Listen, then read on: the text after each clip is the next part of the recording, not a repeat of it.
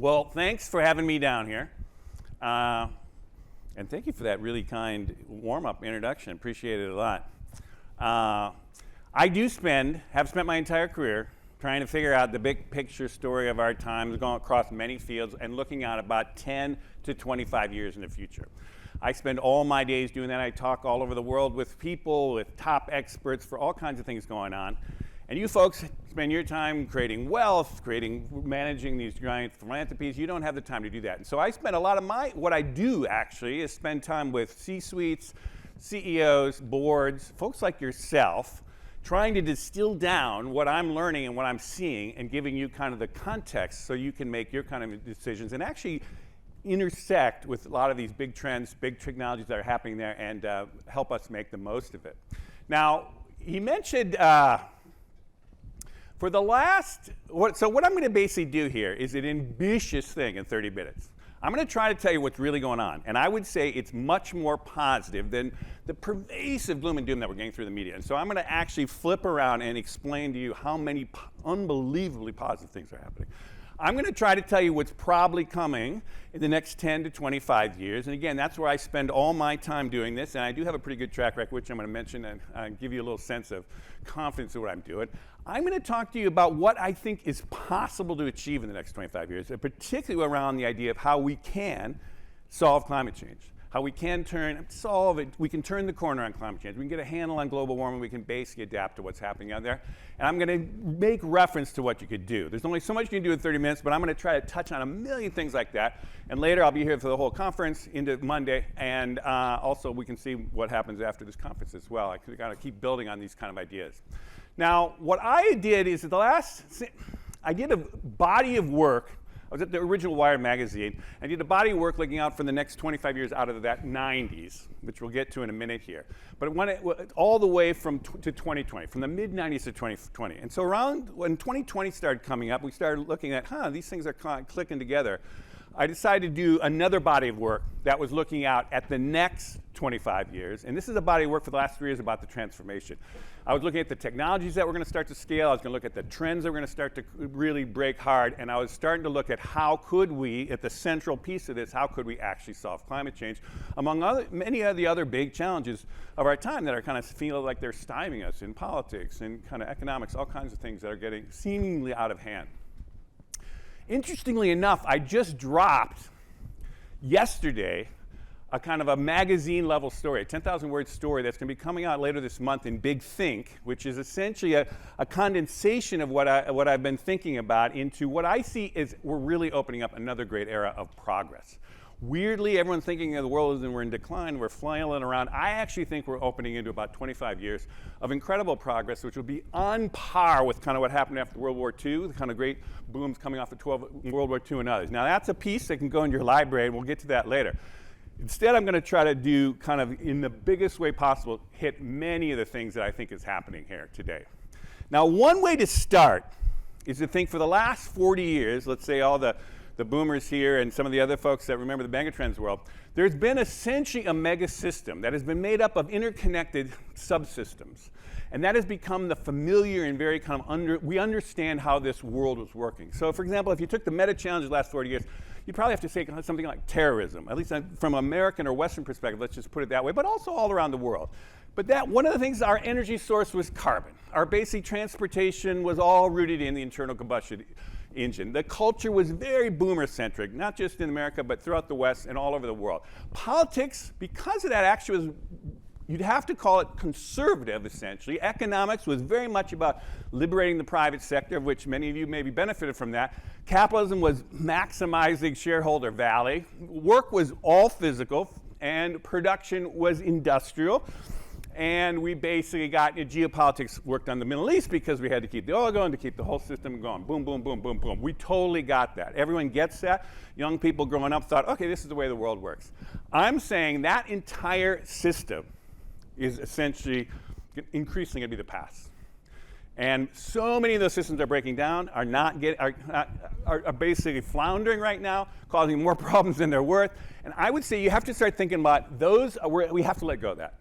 Now, interestingly enough, there is a completely every one of those things, there are new systems that are emerging that are more suited to the 21st century. And so if I had to recalculate the same thing, our meta challenge clearly is climate, and this is, you, among others, are all trying to wrap our heads around that. Energy has got to now shift to clean. Basically, transportation is going electric. Culture is becoming much more millennial-centric, which is that next generation here. Politics is increasingly going to be, is getting to be much more progressive, which we'll talk about.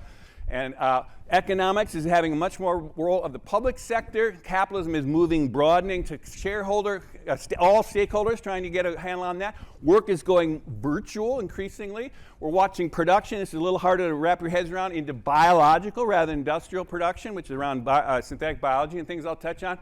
And geopolitics is reorienting to Asia, particularly because those are the huge, to solve climate change, you have to deal with those huge societies, and also China's rise as a superpower. That whole thing is essentially where we're going. And so this decade of the 2020s is essentially a series of fundamental system changes across all these, and essentially it requires a paradigm shift in thinking. Because the way the world this worked is very different from the way that works, and we're in this middle of this crazy change thing that we're trying to wrap our heads around that I'm going to help you try to think through. Now, thinking about the future is not like normal. And this guy here, Stuart Brand, is really one of the key players of the last 50 years, really, in really thinking through new ways to think about the future more rigorously, more systematically. He's a great mentor of mine. He's now founded the Long Now. I work with the Long Now. In fact, I run a thing called the Civilization Salons, which are virtual kind of conversations with some of the world's smartest people around the next 25 years. I also worked at he was a co-founder of a GBN, Global Business Network, which is a pioneering strategic foresight firm that essentially developed a lot of these new methodologies. And so I'm going to talk to you a little bit about how some of this works. One is there is a thing called what I call the inexorables. There are some technologies, some trends, which are inexorably going to happen. There's no way you're going to stop them. You're not going to you maybe channel them a little bit, you can kind of thwart them, but these things are going to happen. And so ones, for example, we're going to touch on some of these. In the next 25 years, we are inexorably going to connect up all humans on the planet, universal connectivity. We are inexorably going to have ubiquitous AI available in the cloud to everybody. We are for sure going to, I think it's going to lead to accelerated innovation. You think we've been innovating now, it's going to get much crazier. Clean energies, we are inexorably moving to clean energies now. We are inexorably going to electric mobility. We're going to talk a little bit about that. We are inexorably moving down the pathway of genetic understanding. We are moving into biological engineering, or essentially synthetic biology. We are absolutely watching a generational shift, which will have profound implications, certainly already on our culture, on our politics ultimately. And we're forming new majorities around a new kind of progress, agenda of progress, the way I would say it. A lot of global people here too. There are global inexorables. There is climate change, which we're going to talk about inexorably happening here. China's superpowers and how they're going to play out in the next 25 years. Burgeoning capital. We're going to touch on a few of these later, so I don't have to go into exactly what, but there is going to be plenty of capital to solve what we want to do. Total urbanization. We're going to move the entire planet. It's going to go into cities here in the next 25 years. Middle class majorities all around the world are going to we're going to have essentially what is a global middle class. That is going to be a ballast for stability going forward. And women are increasingly going to be equalizing across the world, kind of like it's been doing in the West, but it's going global. Anyhow, we're going to talk a little bit about that. Second way to think about the future, so there's inexorables. There are things that are not inexorable, they're uncertain, critical uncertainties we call them. And then you have to look at all these different fields in strategic foresight, because even though you might know a lot about technology, a lot of what's going to affect you is in geopolitics or in economics or whatever else. So you have to have a comprehensive multidisciplinary understanding of what's going on. And there is this idea in each of those categories that there's a topic, could go one way, could go another way. I'm going to give you, in the interest of time, my quick hit on how many, many, many things are going to tip. I'll give you my call on which way that little thing is going to go. We can debate about it and talk about it later. Now, tipping points. Which tipping points? One of the things in the technology world we've learned over the last 25 years, and I spent a lot of my time, is every new technology, and this actually works for trends too, starts in the same way. You get very slow ramping up with early innovators playing around with new technologies. You get early adopters. You get, the early majority picking it up, late majority, and laggards. Now, this is something you've probably all seen. The key thing is, where does it tip? And this is where my job is, and this is what I spend all my time doing, and many people, VCs and everything else, are trying to figure that out. Once it tips, it's a different game. And here's how that works. For a new technology gets introduced, until it gets to the critical mass of that boom, exponential growth, people think it's not really working, it's not a big deal. And then once it happens, it goes boom, it goes through the roof, and people start going, oh my God, it's like the amazing thing. And then it's obvious. That happens all the time. The second thing, and this is where it gets into strategy, people will hold on to the old technology, the old way of working, the old world, which I just mentioned to you, until you get a new technology or a new approach, and you think, that's interesting. Now, that'll be interesting, but you need enough of a critical mass building around that new way of thinking, and then all of a sudden, boom, everybody goes there. Now, we see this all the time in technologies. You see it in social trends.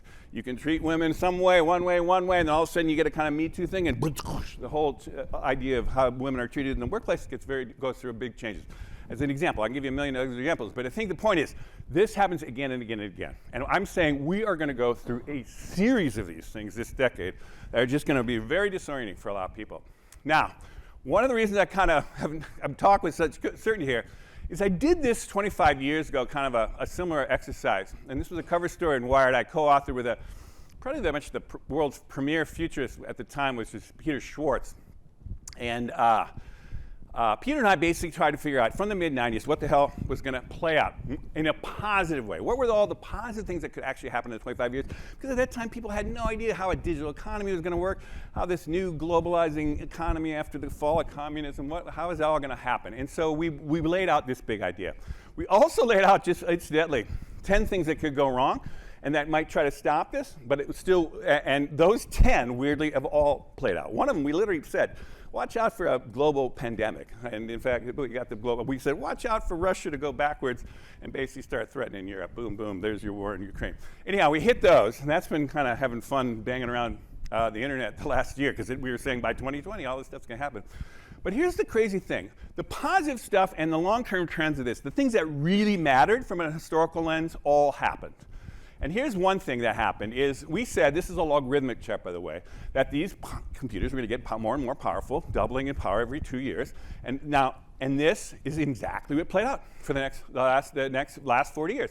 Now, logarithmic. In other words, if this followed a normal chart, this would be a skyscraper at the very top. You'd basically see how that ramped up. The second thing we said is, hey, these costs of these digital technologies are going to come down. So you take a digital, this is a logarithmic chart, same thing. Go to the top of the skyscraper and look at just one example of how 1 gigabyte cost $700,000 basically in 1980, and now it's basically a penny, right? This is happening again and again and again in new technologies, right? And so we said, okay, well, that's going to basically bring all these people are going to come on the internet. Well, what's happened? We got 60% of the planet, 4 billion people there now.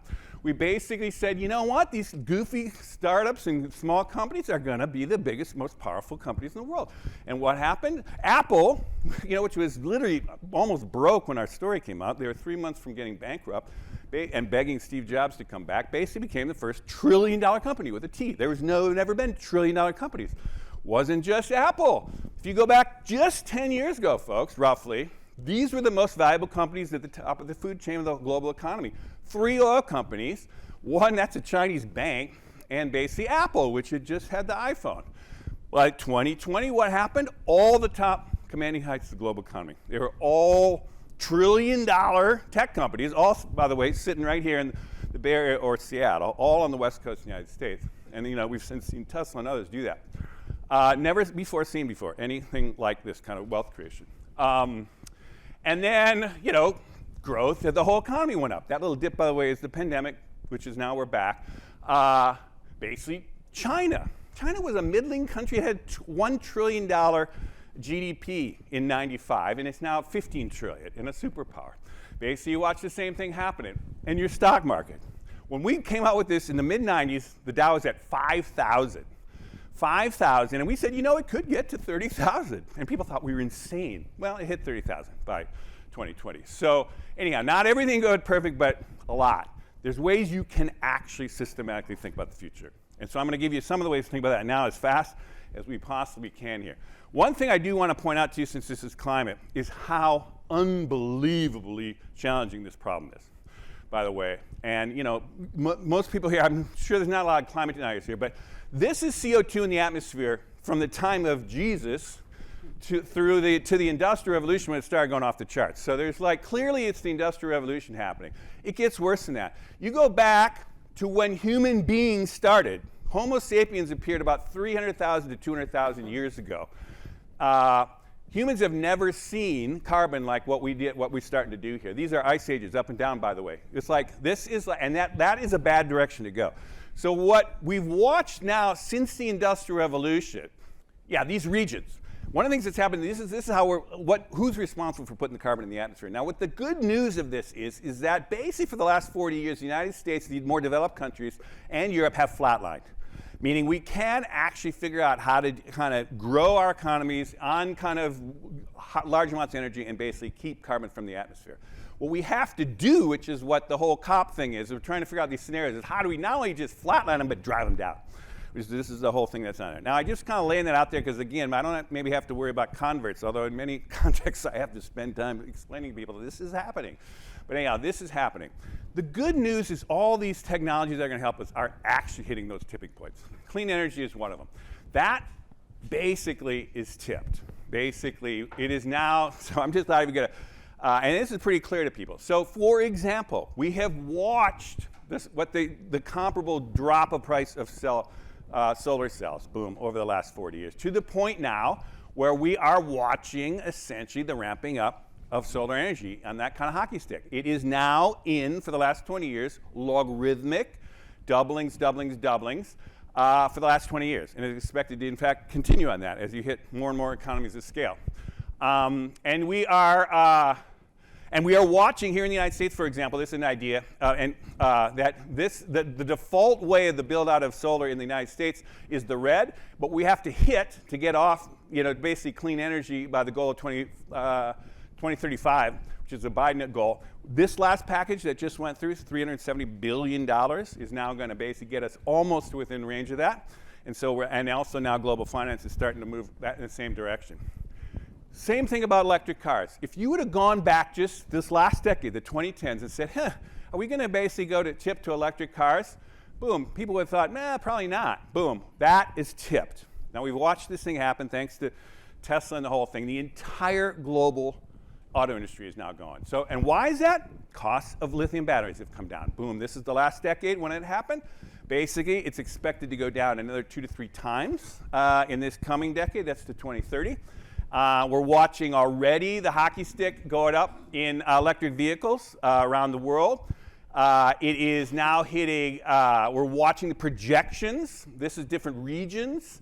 By the way, Europe is leading the way. In Norway right now, I think 80% of new cars are all electric by this time. China is about 20% of all new cars now are electric. The US is lagging on that. But anyhow, you can watch the trajectory of how it's happening and projected to go to about 2040.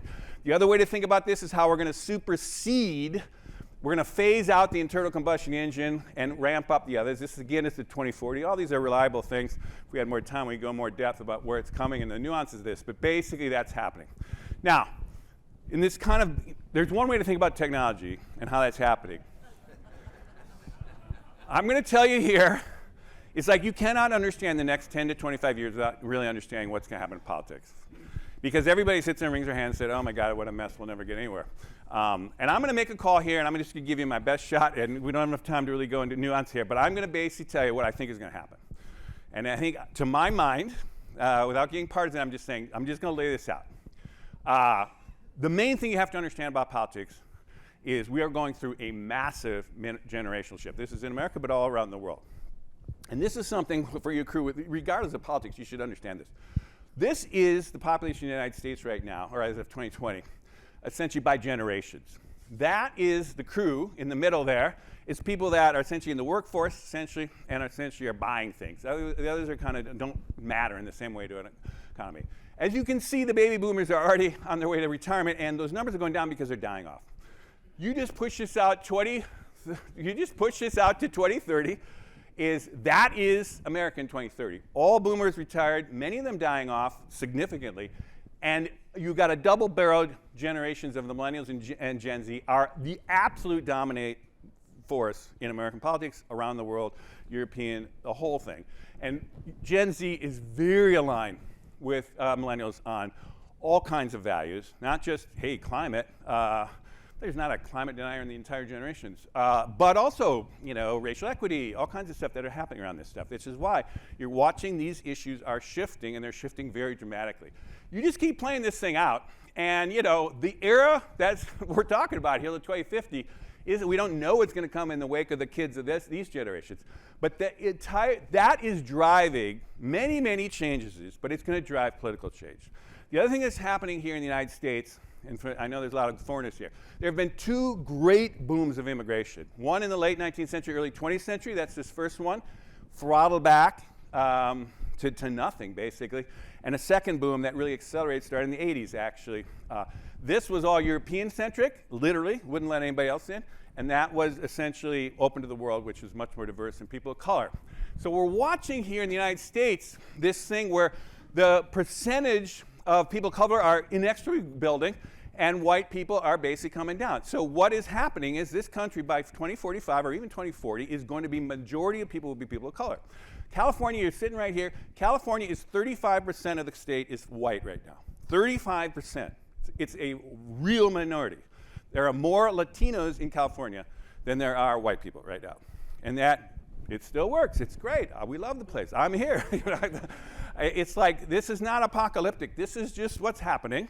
And so the politics of California is a good lens into what I think is going to happen soon.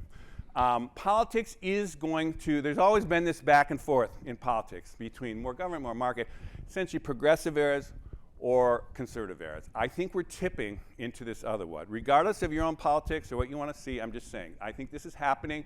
You're going to see much more of it's tipping towards the public sector doing more. Equality is a bigger deal than freedom. A bunch of things that are happening. The way to think of it in the biggest picture is the last progressive era that the world went through, the United States and Europe all over, was essentially the post-war boom. The welfare state, New Deal, all that stuff, Great Society. Then the last 40 years, you have to say around the world was essentially conservative era. Ronald Reagan started off, Thatcher, all that stuff, boom. I'm saying that's coming to an end, just because I'm looking at the numbers and all that. And we're going to go into a period that's going to be much more reminiscent of this. Building great infrastructure, thinking about everybody, access to education, all kinds of stuff that's happening around that. We go into more of that later. And I will just say the last little push here, if you don't believe it is, this is the high water mark. George, the last 7 of the last elections, popular vote in America, have been won by Democrats. This was the high water mark, the one time a Republican did win it in 8 years, popular vote, and this was George Bush. Since that, his re-election, then since that time, we've watched, this is the last election of essentially California politics going southwest, even the deep south is starting to turn. This is not, these are battleground states now. I mean, the governorship of Texas right now is locked in a neck and neck. Basically, Florida is teetering. Anyhow, the point is, once that kind of happens, this is where the country's going. Nothing's happened. The red states, red is not, California not even remotely getting close to being red. There's not a Republican running statewide. You can't even, they don't count. So anyhow, but I'm just saying, this is what's happening.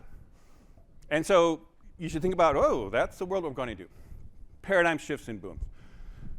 The last 10 years, we were always worried about, oh, we're coming off the Great Recession, all this kind of anemic growth, all that stuff. We are going into a boom time, folks. We are going into a huge boom in the next 25 years, I would argue. Now, why is that? Basically, the quickest way to do it is we are going through, information technology is going to go through a huge transformation here, which is going to drive growth. We just talked about how the entire energy tech sector is going through a huge boom. You don't transfer the entire world's energy system in 25 years from carbon to clean and not make money in that world. And we're going to watch essentially biotech just go through an explosive growth. So quickly, given our time here, I'm going to give you a little bit of sense of this because people think, okay, well, okay, you're saying that. Why? This is how many people are on the internet right now, the world. This is what people don't understand. There's still 3 billion people. Half of Asia is not on the internet yet, right? Among other places. So they are just charging here. We are basically getting ubiquitous AI. Here's another thing that's happening. AI is just getting started, folks. I know we're going to see a lot of that Monday. Basically, there's all kinds of things happening, including natural language translation by 2030. It'll be perfect computers. AI will perfectly be able to kind of translate language in real time. So this is going to lead to accelerated innovation. I'll tell you one example of how this works. Right now, everybody here, we're talking in English, that's how many native speakers, not even 500 million people, are native English speakers. That's everybody else. To kind of play the game of global business, you got to come to this language. We're going to essentially be everybody everywhere will be able to talk over video or even with earbuds on the street corner to Hindi in basically Mumbai. Boom. Huge shifts happening there. This is going to be big booms and a lot of innovation happening around that.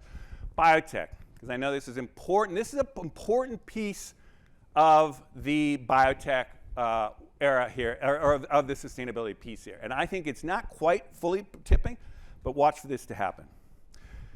Because it's essentially one of the ways we're going to get a handle on sustainable everything. Think of it as. One is genetic understanding. People outside the field don't understand how amazing the breakthroughs are happening here.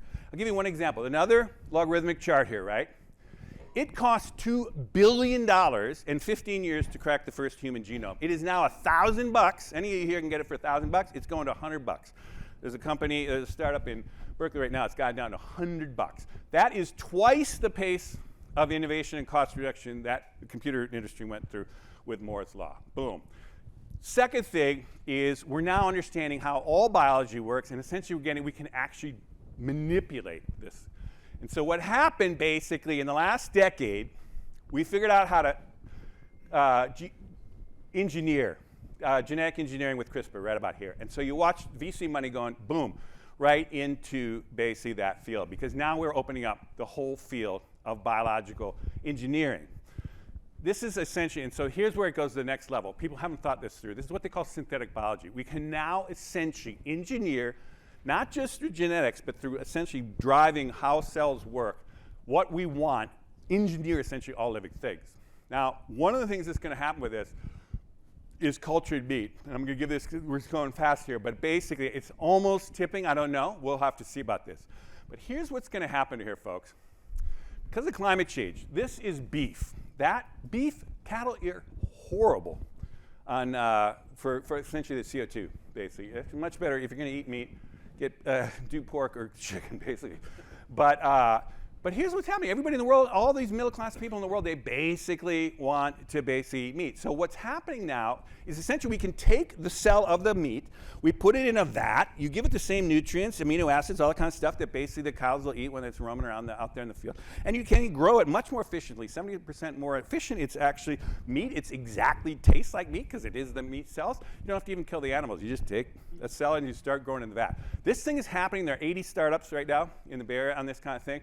And so this is a reasonable way to think about by 2040 how you're going to start throttling back conventional meat. You don't need the perfect piece of beef, for a McDonald's hamburger sitting in, Bangkok. I mean, so basically, this is a thing that's happening, and that brings down dramatically the impact on the environment. So we don't have much time here, but I want to just mention a couple global things. So we have global people here as we wrap up here. I can't go into all of them, but I want to basically mention three quickly here. Burgeoning capital, because you folks are sitting on capital. Basically, we need about $4 trillion a year to move into clean energies and clean everything or sustainable everything. We're hitting almost close to $1 trillion now. This is, for example, just the electric auto industry is now about $350 billion went into it last year, right? Anyhow, we need about $4 trillion by best estimates to be shifting year by year. We're getting there, though. Second thing is, this is all the capital sloshing around in stock markets, of which you guys have money in there. So we have more money than we need. We can easily shift off carbon to clean energy. Basically, just the New York Stock Exchange alone could basically shift significant chunks of that, and all this is the rest of the world here too. You folks, by being early into these things, by forcing this shift, by starting to make these system changes, can actually start to turn the whole tanker of global finance going there. Second thing is, to solve climate, you kind of have to do it globally. We have some good trends there. I just want to mention a few. One is, for the first time in the history of human beings, more people live in cities now than in rural. It happened in 2010. And the best projections out to 2050 are essentially that we are going to essentially have at least 70% of all humans will be in cities, if not 80%. By 2020, cities much more efficient, much better than kind of out there in the thing. Oop, as we're getting here, I'll just finish up here. The final thing about this is with this growth is not coming to the cities, we're watching essentially a more prosperous middle class majorities there. Middle class in the global sense. Global sense meaning, global sense in that you can get a scooter, you can get an air conditioner, you can get a refrigerator. That is the global standard, more what global middle class is, not what we think of as Western sense. So this is the snapshot of the world right now. This is essentially everybody in this room, by the way, and even the middle class or poor people in the West are essentially in the rich. That's the middle class there. This is vulnerable, $10 or less a day, and poor is $2 or less a day. This is the world. Half the world is middle class or richer. The next 10 years, we're expected to put almost another 2 billion people into that global middle class. And what that means compared to the ones I just showed you is we're going to shrink the vulnerable, shrink the poor, boost the middle class, and even boost the rich. This is a process world that can transition to the sustainable everything. This is a world that can actually turn the corner on climate change. And so I will just end here by saying we have everything we need to basically pull off this transformation. And I'm hoping that you folks will help us make that happen as fast as we possibly can. Thank you.